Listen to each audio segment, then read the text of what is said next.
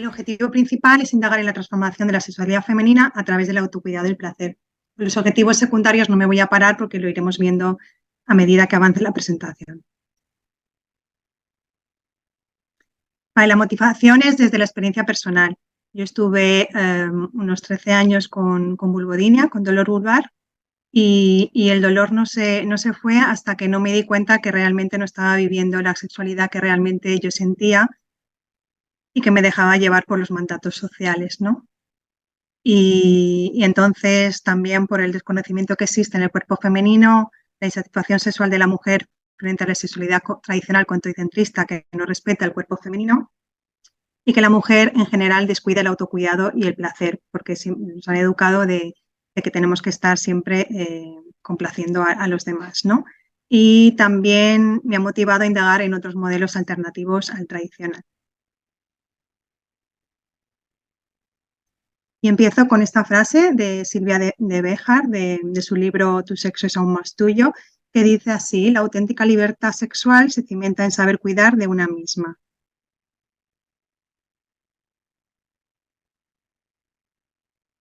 Y empiezo definiendo el autocuidado. La definición de la OMS no me gustaba mucho, así que he decidido hacer más o menos la mía propia, y que dice que el autocuidado son aquellas prácticas que se realizan para cuidar de una misma de forma integral, orientadas a mantener el bienestar físico, psicológico y social, y que es diferente en cada fase del ciclo menstrual y de la etapa vital por la que estemos pasando. Es importante prestar atención a las propias necesidades, priorizarlas desde un egoísmo positivo, dedicarse tiempo e incluir el placer en el autocuidado. Y con esta frase de Simone de Beauvoir, no se nace mujer, se llega a serlo, vemos que se exige un determinado comportamiento que no depende de la biología, sino de los mandatos sociales. Entonces, para mí, el primer paso del autocuidado ha sido liberarme también de las creencias patriarcales, ¿no? Y ver cómo se ha construido la sexualidad de la mujer. Ahora haré una pequeña introducción a la historia. Hay que tener en cuenta que ha sido interpretada por los hombres intelectuales. En esa interpretación de la historia pues no se tuvo en cuenta lo que opinaban las mujeres, los campesinos o el proletariado. Para la primera parte me he enfocado en los libros de Casilda Rodríguez, El asalto al Hades, y de Gerda Lerner, La creación del patriarcado.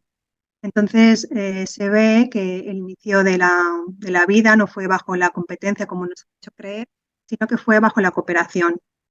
Se han encontrado más de 200 figuras femeninas donde se ven los pechos y las caderas y los genitales exagerados, llamadas Venus paleolíticas, y que en una de las interpretaciones que se hacen es que pudo ser porque se honraba la maternidad y la sexualidad. Es decir, no había tabú sexual. La organización no era a través de la pareja heterosexual, sino Marta Moya habla del grupo matrístico o ginecogrupo, como lo llama ella, donde se organizaban, se unían diferentes mujeres y se agrupaban para criar juntas en diferentes generaciones. Un ejemplo de esto fue los Mosuo, descubiertos en 1920 por el equipo de National Geographic, donde ven que se agrupaban en 3 generaciones. Los tíos y hermanos sí que convivían en la misma casa, sí que había pareja, pero eso no llevaba a un cambio de residencia. La artesanía estaba destinada al bienestar del grupo.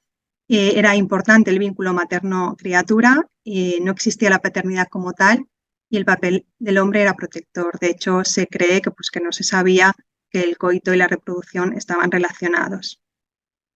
No se observaba jerarquía del sometimiento o guerras, o al menos dicen que hasta 4.000 años antes de Cristo, y el inicio del Neolítico se dice que era una cultura igualitaria y pacífica con una agricultura agraria de crecimiento silvestre. ¿Cómo se inició el patriarcado? Pues también hay diferentes interpretaciones. Una de ellas es que empezó con la propiedad privada y que con esa necesidad de transmitir el patrimonio se instauró la monogamia y la exigencia de la fidelidad de la mujer. Se inicia el control de la sexualidad femenina. También pudo ser por una agricultura extensiva, donde se necesitaba mano de obra para trabajar los campos. Entonces era necesario que las mujeres tuviesen muchos hijos, porque no todos llegaban a la edad adulta, y empezaron con el intercambio de la mujer en los ratos y con ello la cosificación de la mujer y la esclavitud. Y otra teoría es que fue producido por un cambio climático que obligó a acumular y eso hizo perder la confianza en la naturaleza. Y eso supuso el sometimiento de lo femenino y la mujer y la desconexión con la naturaleza.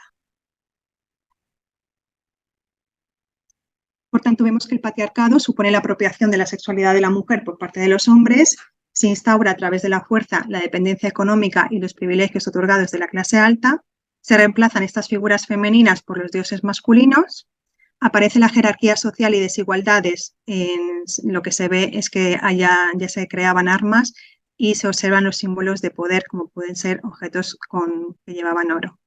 La mujer se convierte en mano de obra gratuita y se dedica a la maternidad porque necesita tener muchos embarazos. Esto supone la rotura de cooperación entre mujeres y el vínculo madre-criatura. Y de aquí ya me voy un poquito más hacia adelante, ya en la caza de brujas, que algunas autorías lo interpretan como la verdadera represión sexual. Entonces, en el siglo XV se inicia la quema. Bueno, en esta parte me he enfocado en el libro de Calibán y la bruja de Silvia Federici y se inicia en el siglo XV la quema de mujeres por los sacerdotes de la Inquisición. En menor medida también se queman algunos hombres, por ejemplo, homosexuales, vagamundos o gitanos, pero mayoritariamente fue de mujeres. No se sabe muy bien por qué se hizo esta violencia contra las mujeres. Se cree que pudo ser para instaurar el sistema capitalista, porque se necesitaba mano de obra para ello. Entonces, la mujer en ese momento había empezado a controlar la concepción y se quería evitar esto. La intención fue borrar todo conocimiento sobre la mujer. Se quemaron comadronas, prostitutas, mujeres que habían cometido adulterio, se quemaron mujeres viudas o que estaban solas. Entonces, el por qué hubo desconfianza por parte del hombre es que décadas antes, a través de la imprenta, se había intentado convencer de que la brujería pues era negativa para el sistema. Y se empezó a culpabilizar de todas las desgracias que le ocurrían al hombre a la mujer.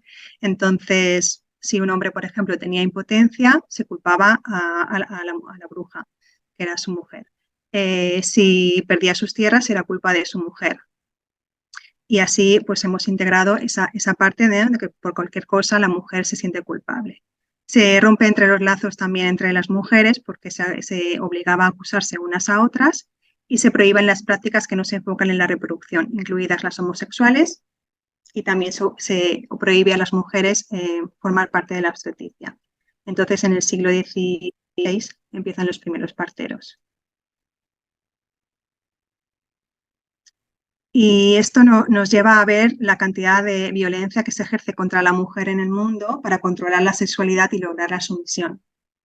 Porque según en el libro de vagina de Naomi Wolf, basta con destrozar la vagina de una mujer para poder someterla, ¿no? Entonces vemos aquí algunas de las violencias que se ejercen que ya hemos visto en clase y no me voy a detener en ellas.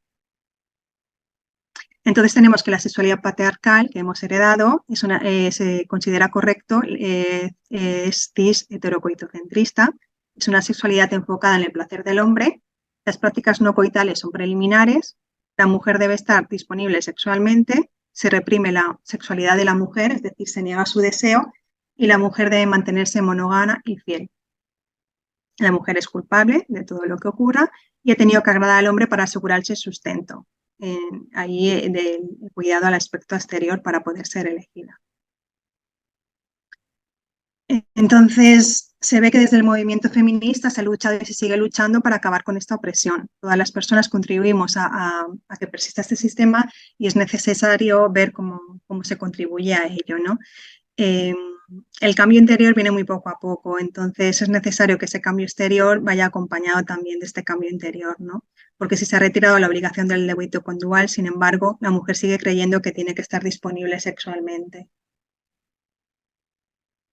Entonces, las propuestas para tratar el tema de creencias patriarcales sería hacer consciente lo inconsciente, ¿no? Porque de esta manera ya no nos hacen tanto daño. Entonces, bueno, pues he puesto aquí 3 ejemplos para trabajarlos. Sería identificar las creencias, primero, que limitan la vida sexual de cada persona, elaborar una biografía sexual. Este ejercicio está extraído del libro de Mujer de Placer, de Mireia Darder, Gallifa y Salvador, y indagar en la sexualidad de nuestras ancestras, que también parece interesante. Vale, y luego pasamos a la segunda parte del TFM, donde me enfoco en la necesidad de tiempo libre para tener ese autocuidado. Entonces hay que tener en cuenta que vivimos en una vida capitalista y consumista donde se valora la producción y se tiene interiorizado que es egoísta mirarse a una misma. De hecho, la mujer ha tenido que desconectarse de sus necesidades para poder adaptarse a esta vida capitalista. Hay que tener en cuenta que la mujer sale tras la Primera y Segunda Guerra Mundial, que se tiene que incorporar a trabajar en las fábricas porque los hombres están en la guerra, se incorpora al mercado laboral sin desprenderse de los cuidados del hogar y de la familia, y eso después no vuelve otra vez atrás. Entonces nos vemos que la mujer tiene que estar a doble jornada y que no hay un reparto igualitario entre hombres y mujeres. Generalmente solo se preocupa del autocuidado cuando enferma, cuando tiene alguna operación o cuando le preocupa algo de su salud, y dispone de menos tiempo, influye también en el deseo sexual femenino. Y sí que he encontrado aquí existencias del tiempo libre según la orientación sexual. Hay un estudio de Australia, de la Universidad Tecnológica de Sunburn, en donde dice, bueno, revela que el deseo sexual disminuye si existe un reparto injusto de tareas domésticas y de la carga mental. Otro estudio de la socióloga Martin Gross revela que las parejas homosexuales tienen un mayor reparto igualitario de las tareas domésticas y educativas, y más si es una pareja de lesbianas, aunque sí se reconoce que la madre biológica tiende a asumir más trabajo en los cuidados y en la crianza. Un estudio de Emily Nix y Andresen revelan que el impacto negativo de la maternidad en la carrera profesional de las mujeres heterosexuales no se debe al parto y a la lactancia, sino a normas sociales o a sus preferencias. En mujeres heterosexuales se perpetúa y con otra orientación, con otra pareja mujer, suele estar únicamente en 5 años. También se ve que la ampliación de la baja de paternidad no mejora la carrera profesional de las mujeres. De hecho, hace poco también vi un vídeo de Coral Herrera que también habla de este tema, ¿no? Que el tener no digo todos, pero muchos, cuando tienen una ampliación de la baja paternidad, no se encargan realmente de los cuidados y de la crianza, sino que realmente ocupan ese tiempo para sus propias aficiones. Entonces, recomendaciones en la gestión del tiempo, pues me parece importante pactar cómo se reparten las tareas domésticas, de los cuidados y de la carga mental, tejer redes de apoyo, revisar formas de organizarse la vida familiar, prestar atención al robo del tiempo, aquellas actividades que realmente no nos aportan energía, como puede ser, por ejemplo, dedicar demasiado tiempo a redes sociales, y reservar tiempo para sí misma para el autoplacer. Me parece importante trabajar en este aspecto también en el autocuidado, en la relación amorosa con el cuerpo y romper un poco con el mito de la belleza. No me voy a parar aquí porque ya ha hablado también otra compañera. En el autocuidado emocional también es importante saber gestionarse las emociones y encontrar cómo liberarlas, ¿no? Yo aquí también he encontrado en el Tao pues prácticas que pueden ayudar a liberar eh, las emociones, y bueno, lo importante es que no se queden estancadas porque según Christine Norwood, pues son enfermedades en incubación. También es importante el autocuidado en las relaciones y romper con el mito del amor romántico, identificar la violencia, desde aprender a comunicarse de forma activa aprender a establecer límites y tejer redes entre mujeres. De hecho, en las prácticas, esta parte de establecer límites era lo que más me pedían las mujeres con las que hice las prácticas y había mucha dificultad en decir que no. Y pasamos al placer como autocuidado. ¿Por qué? Porque proporciona autoconocimiento, proporciona bienestar, incrementa la vitalidad y aumenta la creatividad. En el taoísmo, la energía sexual es la energía vital. Entonces, también es importante explorar, conocer y saber cómo funciona la anatomía femenina. No voy a explicar mucho sobre esto ahora aquí, pero cada mujer debería saber cuáles son sus puntos de placer, saber cómo se excita, cómo le gusta o qué no, cómo influyen las hormonas en la sexualidad, conocer cómo funciona el ciclo menstrual, que también se ha hablado esta tarde, y cómo afecta la sexualidad en cada etapa vital, porque es diferente la sexualidad que vivimos en la menarquía, en la adolescencia, en el embarazo, lactancia, posparto o menopausia. Y esto está relacionado con el deseo sexual, según Mantak Chia, en su libro de La mujer multiorgánica, es el barómetro del bienestar femenino. La mujer necesita estar relajada y nutrir sus necesidades. Y hay que tener en cuenta que la mujer se calienta poco a poco a fuego lento. Y normalmente no se respeta este tiempo, ¿no? Y además, si se incrementa el deseo, aumenta la energía y es más fácil llegar al orgasmo. Y pasamos a ver los factores que disminuyen el deseo. El estrés es el enemigo número 1 y lo provoca, bueno, también el estilo de vida que llevamos. Las alteraciones hormonales, aunque hay que tener en cuenta que el deseo va aumentando o disminuyendo según las fases del ciclo menstrual. Si durante un largo tiempo no se tiene deseo, pues habría que ver si esto puede estar producido por alteraciones hormonales. El llevar una vida monótona también disminuye el deseo, es decir, estar siempre en el sexo compartido, por ejemplo, utilizar siempre el mismo sitio de la misma manera nos puede llevar al aburrimiento. El tener una pareja y tener conflictos, violencia o falta de atracción también puede hacer que disminuya el deseo. Y las enfermedades y según qué tipos de medicaciones también hacen que disminuya. Aquí pues habría que hablar con el profesional para que pueda cambiar la medicación y saber qué tipo de enfermedades disminuyen el deseo.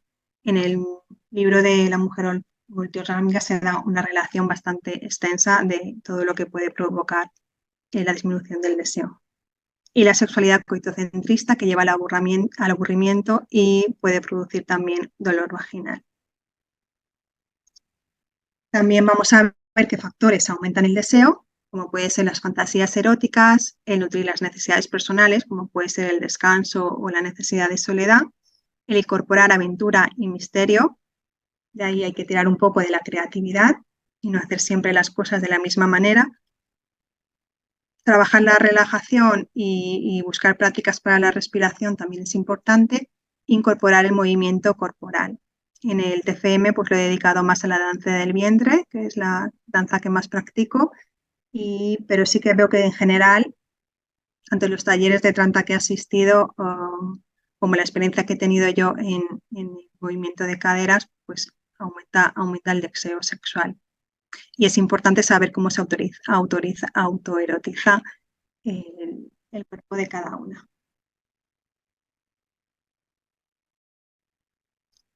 Vale, y paso al autoplacer, es decir, hacerse el amor a una misma.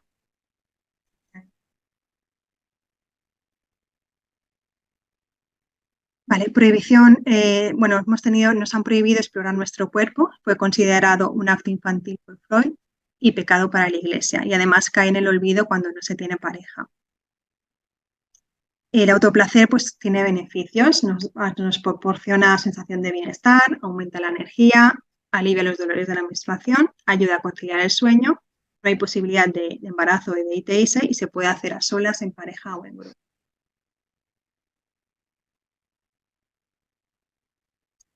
Vale, y bueno, en el TFM pues explico como un poco cómo explorar el cuerpo femenino, no desde intentar hacer un manual de instrucciones, pero sí que me gustó esta frase que dice, un músico de jazz tiene que aprender primero la base de jazz clásico para poder improvisar su propio ritmo, pues cuando nos han prohibido tocar nuestro cuerpo y disfrutar del placer, pues a veces alguna mujer pues puede no saber ni por dónde empezar, ¿no? Entonces, bueno, han puesto algunos consejos aquí, si se pueden llamar consejos, y tener en cuenta que cada una obtiene el placer de forma diferente. Está bien hablarlo entre otras mujeres para saber cómo lo hacen ellas. Que el objetivo no sea el orgasmo, sino disfrutar del proceso, incluir todo el cuerpo y no solo los genitales, y probar diferentes posturas y lugares diferentes, ¿no? Con piernas abiertas, piernas cerradas, con un cojín en medio, sin cojín, es decir, pues cada una como tenga su preferencia en ese momento. Es conveniente también empezar de forma lenta, combinando diferentes ritmos, combinar movimientos circulares de lado a lado o arriba a abajo, no haciéndolo siempre de la misma manera. Y el conectar con los sentidos, ¿no? El poder oler, por ejemplo, los fluidos vaginales, el olor corporal, sabor, ¿no? El acariciarla y sentir la piel, eh, pues ayuda a la sensualidad, ¿no? A despertar esa sensualidad. Incorporar el movimiento en el cuerpo y utilizar algún aceite de masajes o vegetal biológico para poder acariciar el cuerpo, ¿no? Y también, ¿por qué no? También se puede incluir el dildo, bolas chinas u otro objeto. En el Tao también da importancia al masaje de pechos, que se puede también introducir tanto en el sexo solas como en compañía. Es una práctica taoísta que incrementa la energía, aumenta la lubricación y favorece la producción de oxitocina y prolactina. Además, en el Tantra también se utiliza para facilitar la energía sexual para que fluya desde los senos hacia la vagina, ¿no? Y da lo mismo que, que hayan sido extirpados. Energéticamente siguen estando ahí presentes. Y pasamos al orgasmo. Todas las mujeres son capaces de sentir placer y las vías neuronales de cada mujer sí que son diferentes. Pues algunas pueden tenerlo de forma más superficial y otras la pueden tener de forma más profunda. Entonces, por eso es importante la autoexploración. Es importante llevar el cuerpo, como hemos dicho, a un estado de relajación y la ausencia del orgasmo, pues hay diversos factores. Que creo que no me da tiempo, pero bueno, los tenéis aquí. Puedes ya ir pasando a conclusiones, Alexandra, que tenemos poquito tiempo. Vale.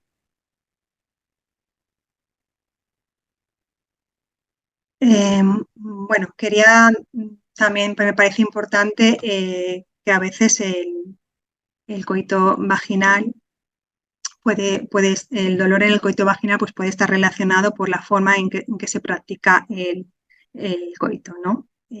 Utilizando siempre el mismo movimiento y fuerte y de efecto taladradora.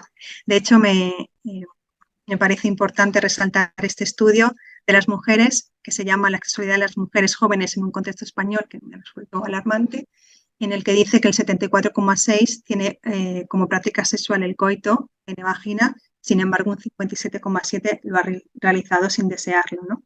Esto quiere decir que acaban en cópula sin ser la práctica más deseada para alcanzar el orgasmo y simplemente porque se cree que es lo correcto culturalmente sin cuestionarse para nada esto. Bueno,